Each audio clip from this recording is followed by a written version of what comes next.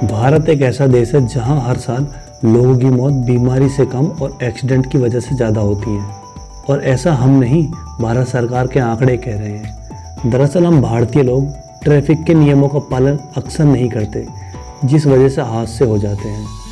ज़्यादातर लोगों के लिए ट्रैफिक के नियमों का मतलब ट्रैफिक लाइट के रंगों तक ही सीमित है। उसी तरह उनके लिए सड़कों पर खींची गई सफ़ेद और पीली लाइन भी एक रंग की तरह ही है। लेकिन क्या आप जानते हैं सड़कों पर खींची गई चौड़ी और लंबी लाइनों का क्या मतलब है? अगर नहीं तो चलिए जानने की कोशिश करते हैं। लंबी सफ़ेद लाइन। जब भी आप सड़क पर चल रहे होते हैं तो आपने गौर किया होगा कि एक लंबी सफ़ेद लाइन सड़क के बीचों बीच से होकर निकलती है।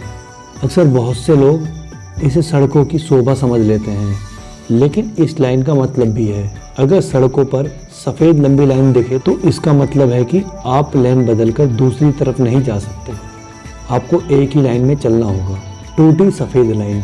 यह टूटी सफ़ेद लाइन इस बात की ओर इशारा करती है कि आप लेन बदल सकते हैं, लेकिन आपको पीछे से आने वाली गाड़ियों पर ध्यान रखना होगा ताकि कोई हादसा ना हो।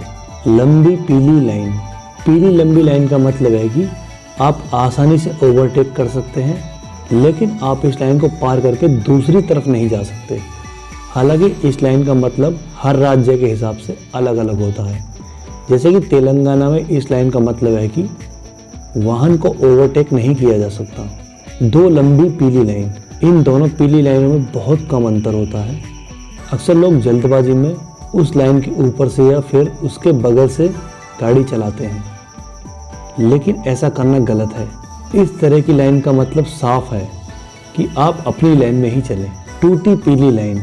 इसका मतलब है कि आप अपनी रफ्तार बढ़ाकर दूसरे से आगे निकल सकते हैं, लेकिन इस दौरान आप अपनी और आगे पीछे चलने वालों की सुरक्षा का पूरा ख्याल रखें ताकि किसी को कोई चोट ना पहुंचे। लंबी पीली लाइन के साथ टूटी पीली लाइन।